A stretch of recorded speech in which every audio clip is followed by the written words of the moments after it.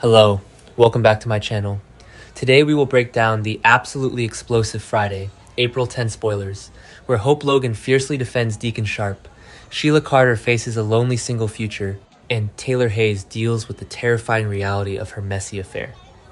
I literally cannot even process what I just watched. I am sitting here in the dark, it is way past midnight, my coffee is completely cold, and my mind is absolutely racing because what on earth was that episode? I mean, I have been watching this show religiously since 2015, and I have seen some truly wild, unhinged storylines in my time. I've seen people come back from the dead. I've seen mannequins come to life and have full relationships. I've seen paternity tests swapped more times than I can count. But this bizarre, twisted, incredibly messy love triangle between Deacon, Sheila, and Taylor, I am obsessed with it. But I am also so incredibly frustrated that I feel like I need to scream into a pillow. So grab a snack, grab a drink, because we need to talk about this mess right now. First of all, let's talk about Sheila Carter. Are you kidding me? I can't believe they actually had her begging. I mean, we are talking about Sheila Carter, the ultimate daytime villain, the woman who has terrorized Los Angeles for decades, standing there in Deacon's apartment, practically on her knees, pleading with this man to tell her that their marriage isn't over. It is so pathetic, and yet so fascinating to watch. She is desperately trying to convince Deacon that they can just get past this. Get past what, Sheila? He literally fell in love with your worst enemy. He didn't just forget to take out the trash. He has been having a full-blown, emotionally deep, romantic affair with Taylor Hayes right under your nose. And Sheila, in her incredibly warped, delusional mind, thinks she can just smooth this over. Oh, honey, let's just forget about the fact that you love the woman I despise more than anyone else on this planet. Let's just order a pizza and watch a movie. Like, what is her thought process here?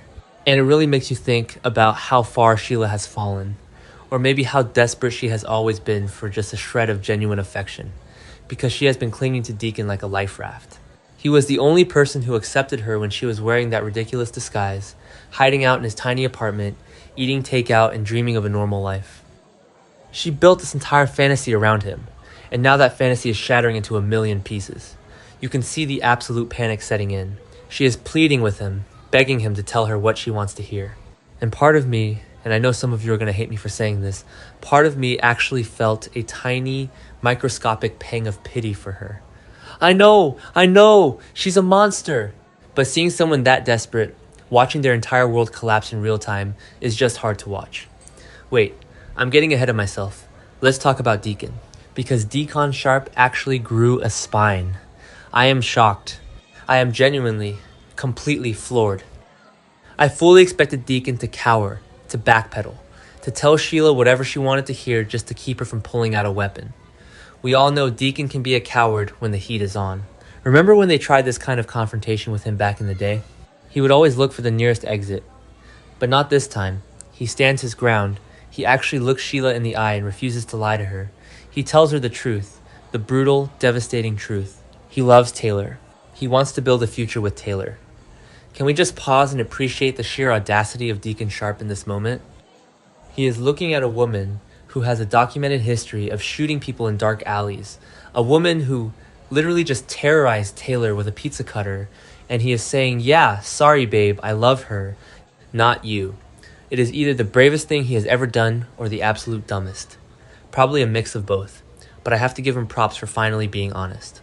Because for months, he has been playing this dangerous game, trying to have his cake and eat it too, and it was only a matter of time before it blew up in his face. And boy, did it blow up. So Sheila finally realizes there is no saving this relationship. The denial fades and reality sets in. She is going to be single. She is going to be alone again. And this is where the spoilers for Friday get really, really interesting, and honestly, a little bit terrifying. Because Deacon, realizing that he has just dumped the most dangerous woman in California, suddenly seeks reassurance that she isn't going to go wild. He's like, hey, so we're getting a divorce, but you're not going to murder anyone, right? We cool? It is laughable. How do you even ask Sheila Carter for a guarantee like that? But Sheila says she has changed. She is adamant about it. She tells Deacon that she would rather walk away than hurt anyone and risk going back to prison. And I am sitting here screaming at my screen, do not believe her, Deacon. Am I the only one who thinks this is the biggest lie ever told on daytime television? Sheila Carter does not just walk away. That is not in her DNA. When she gets hurt, she burns the world down. Remember when she felt betrayed by Steffi and Finn? We all know how that ended up in that alley. So her sitting there, playing the mature, reformed woman who is just going to accept a divorce and move on with her single life, I am not buying it for a single second. I mean, let's really break down this promise. She says she doesn't want to go back to prison. Okay, fair point. Prison sucks. And Sheila has spent enough time behind bars to know she doesn't want to go back. But Sheila is also incredibly smart and incredibly vindictive. She doesn't have to shoot Taylor to ruin her life. She doesn't have to commit a violent felony to get revenge. There are so many other ways she can destroy Deacon and Taylor without ever touching a weapon. And that is what I think is coming. I am predicting right now that Sheila is going to go after them financially, professionally, or socially. She could try to take Il Giardino in the divorce. She could go to the medical board and try to get Taylor's license revoked for sleeping with a patient. There are so many avenues for her rage that don't involve a prison sentence. And if Deacon thinks he is getting out of this completely unscathed, he is an absolute fool. Okay, back to the point. While Deacon and Sheila are settling on this incredibly tense, incredibly precarious divorce, we have drama exploding across town because of course Steffi Forrester Finnegan has to insert herself into the narrative. Steffi is complaining to Hope about Sheila scaring Taylor in her office, and she is blaming Deacon for the entire mess. And I am sorry, but I have to go off on Steffi for a minute here. I love Steffi, I really do. She is a fierce protector of her family, but her hypocrisy is sometimes too much to handle. Steffi is acting like Deacon dragged Sheila into Taylor's office and forced her to terrorize her. Steffi is acting like Taylor is this innocent, naive little lamb who just happened to stumble into a relationship with a married man. No, that is not what happened. Hope, bless her heart, finally steps up and plays defender for her dad. Hope is rushing to Deacon's defense, and I am here for it. I am standing up and cheering in my living room because Hope is pointing out the absolute, undeniable facts. Taylor was a willing participant in this affair. Taylor knew exactly what she was doing. She knew Deacon was married to Sheila. She knew the risks. She knew how dangerous Sheila was, and she still invited him over to her cliff house. She still slept with him. She still fell in love with him. You cannot play with fire and then cry when you get burned. And Hope is saying exactly what we are all thinking. Yes, Sheila is dangerous. Yes, Hope is concerned about the danger. She's not stupid. She knows who Sheila is. But she refuses to let Steffi place 100% of the blame on Deacon. Taylor bears a massive chunk of the responsibility for how this has gone down. If Taylor hadn't crossed that line, if Taylor had maintained her professional boundaries, none of this would be happening. Sheila wouldn't be on the warpath, and Deacon wouldn't be in the middle of a messy divorce. I know some people are loving this whole Steffi protecting her mom angle, but personally, I am exhausted by the Forresters never taking accountability for their actions. Taylor is a world-renowned psychiatrist. She literally studies human behavior for a living. She should have known better than anyone that having an affair with Sheila Carter's husband was going to lead to a psychotic break. But she did it anyway because she was lonely, or bored, or looking for a distraction from Ridge. And now Steffi wants to act like Deacon is the sole villain here? Please, give me a break. Hope getting in touch with Deacon and realizing that Sheila left him in one piece is such a crucial moment. You can just imagine the profound relief washing over Hope. She has been sitting there at the Logan mansion, probably pacing holes in the floor, terrified that she is going to get a call from the police saying her father has been murdered. Because let's be real, that is a very valid fear when Sheila Carter is involved. When Hope finally hears his voice and realizes he survived the breakup, it must be the biggest weight off her shoulders. But that relief is going to be short-lived. And it's going to be short-lived for Taylor too.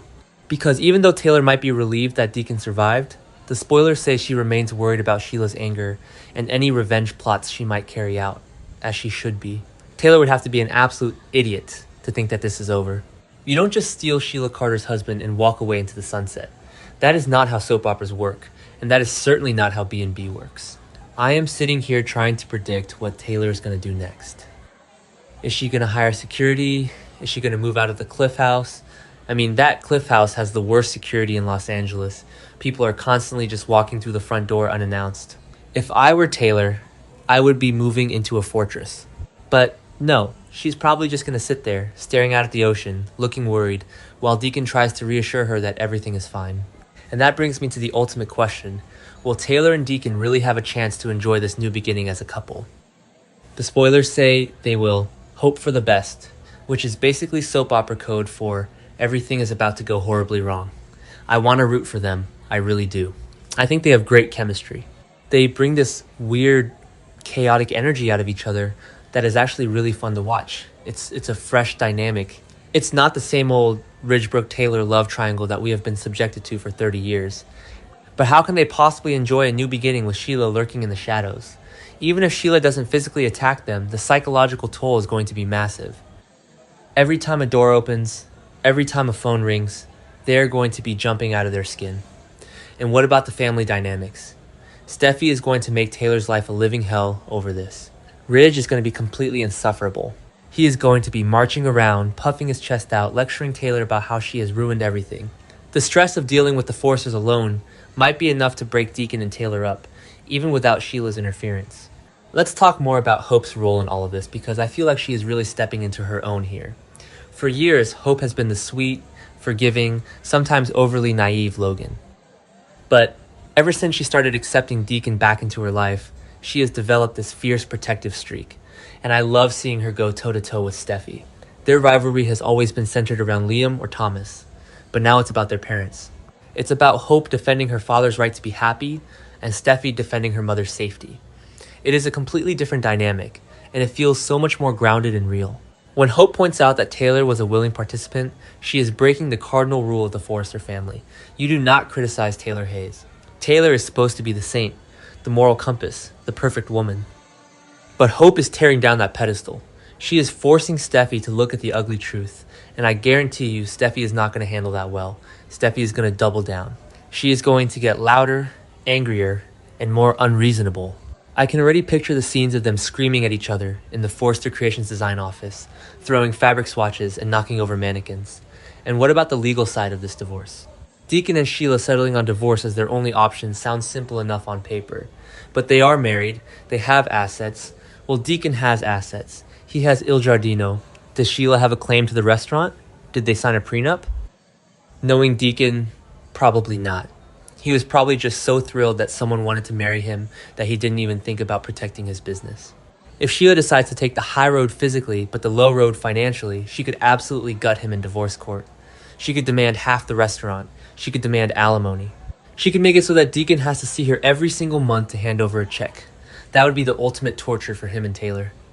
I am getting so worked up just thinking about all the possibilities. Because this is what makes The Bold and the Beautiful so addictive. It's not just the immediate shock value, it's the ripple effects. This one affair has completely shattered the status quo.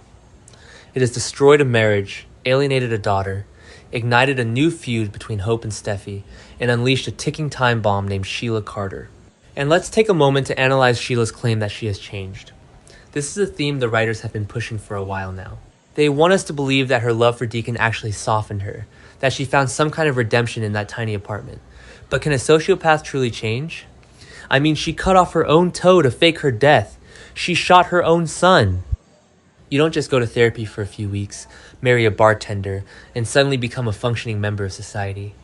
Her emotional eruption in Taylor's office proves that the monster is still in there. The pizza cutter incident was just a glimpse. She was testing the waters. She was feeling the rush of terrorizing someone again. When she tells Deacon she would rather walk away than risk going back to prison, I think she is trying to convince herself just as much as she is trying to convince him. She knows her own impulses. She knows that every fiber of her being is screaming at her to destroy Taylor. She is fighting a war inside her own head. And honestly, I don't think she has the strength to win it. The temptation is going to be too great. Taylor is going to do something, maybe flaunt the relationship, maybe give an interview, maybe just look too happy, and Sheila is going to snap. Let's rewind for a second and talk about the actual weapon of choice in Taylor's office that started this whole Friday fallout, a pizza cutter. I mean, come on. The writers are absolutely brilliant for this. It is so absurd, yet so perfectly Sheila. It's not a gun, it's not a traditional knife, it's a kitchen utensil from Il Giardino. It is a metaphorical and literal representation of Deacon's world slicing into Taylor's pristine, clinical life. I can just picture Sheila grabbing it from the restaurant before she marched over there, her mind racing with betrayal. She probably didn't even plan to use it. It was just a physical manifestation of her rage. And Taylor, sitting behind her expensive desk with her degrees on the wall, completely paralyzed by a woman wielding a pizza cutter. It is high camp, It is dramatic perfection, and it is exactly why I have been tuning in since 2015.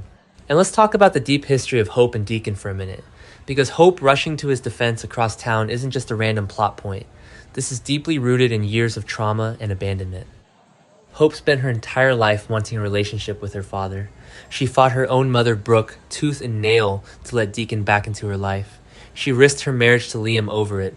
So now that Deacon has finally established himself, now that he owns a successful business and is trying to be a good man, Hope is not going to let the Forresters tear him down. When Steffi complains to her, Hope isn't just defending Deacon's affair, she is defending his humanity. She is telling Steffi, "My father is not just a pawn in your mother's drama.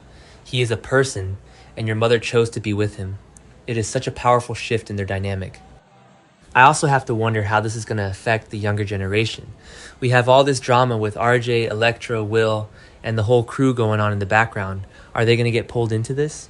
Imagine RJ finding out that his Aunt Taylor is sleeping with Hope's dad. The family tree on the show is already a wreath, but this just tangles the branches even further. It creates so much tension at family gatherings. Thanksgiving at the Forrester Mansion is going to be an absolute bloodbath this year. Who sits next to who? Does Deacon get an invite? Will Sheila be watching from the bushes outside? And let's not forget the sheer hypocrisy of the Forrester family's reaction compared to their own pasts. Ridge went on a tirade. Ridge Forrester, the man who has bounced between Brooke and Taylor so many times he has permanent whiplash. The man who is currently plotting to sabotage Katie's fashion event just out of spite. Ridge has absolutely zero moral high ground here. He has no right to judge Taylor, and he certainly has no right to judge Deacon. But of course, in Ridge's mind, the rules don't apply to him. He is the golden boy, the lead designer, the patriarch. Everyone else is flawed, but he is perfect. It drives me absolutely insane, and I'm so glad that Hope is finally calling out that double standard, even if she is aiming it mostly at Steffi. I am also deeply intrigued by the idea of Taylor facing serious consequences from her own daughter. I am trying to figure out what that actually looks like. Will Steffi kick Taylor out of the Cliff House? That would be poetic justice. Taylor moved in there to be closer to her daughter and grandchildren, to be the stabilizing force. And instead, she brought a psychotic killer to their doorstep. Steffi is a mother first and foremost. She has to protect Kelly and Hayes. If she feels that Taylor's presence is a magnet for Sheila's wrath, she will absolutely pack Taylor's bags herself. And where would Taylor go? Would she move in with Deacon? Into the tiny apartment above Il Giardino? Imagine the world-renowned doctor, Taylor Hayes, living in a one-bedroom apartment above a pizza place. The sheer comedy of that scenario is almost too good to be true. This entire storyline is a masterclass in blowing up a canvas. You take two legacy characters who have no business being together, you throw in the most volatile wild card in soap history, and you just light the match. The fallout touches everyone. It forces everyone to take a side, and there are no easy answers. Is Taylor a victim or a willing participant? Yes. Is Deacon a brave lover or a foolish cheater? Yes. Is Sheila a heartbroken wife or a dangerous psychopath? Yes. It is all true at once, and that is what makes it so brilliant. I am literally pacing my room right now as I type this. I need the next episode immediately. I need to see the look on Steffi's face when Hope tells her to back off. I need to see Deacon signing those divorce papers. And most importantly, I need to see what Sheila does when she is finally alone in the dark, with no husband, no family, and nothing left to lose. Because a Sheila Carter with nothing to lose is the most terrifying thing on television. Okay, I really need to wrap this up before the sun comes up. My fingers are cramping from typing so fast, and I am pretty sure my neighbors can hear me yelling about pizza cutters. But I couldn't hold this in. I had to get it out. If you are as obsessed with this as I am, please tell me I am not crazy. Tell me you see the brilliance and the madness of this Friday episode. We are witnessing soap history right now, folks. The bold and the beautiful is firing on all cylinders, and I am strapped in for the ride. So, to wrap up my frantic late night thoughts on this Friday, April 10th spoiler. Hope is the MVP for spitting facts. Steffi needs to take a seat. Taylor needs to buy a security system. Deacon needs a really good lawyer. And Sheila, well, Sheila is a ticking time bomb wrapped in a promise of peace. I don't trust her, you shouldn't trust her, and Deacon definitely shouldn't trust her. I am going to try to get some sleep now, but let's be real. I'll probably just be dreaming about divorce papers and revenge plots. This storyline is everything I wanted and everything I dreaded all at once. It is peak soap opera, and I am here for every single second of it. If you made it to the end of this massive rant, you are a true friend and a true fan. We are in this together, guys. We are going to survive the Deacon and Taylor era, and we are going to survive whatever Sheila has planned next. Just keep your eyes peeled and your doors locked. See you all next time.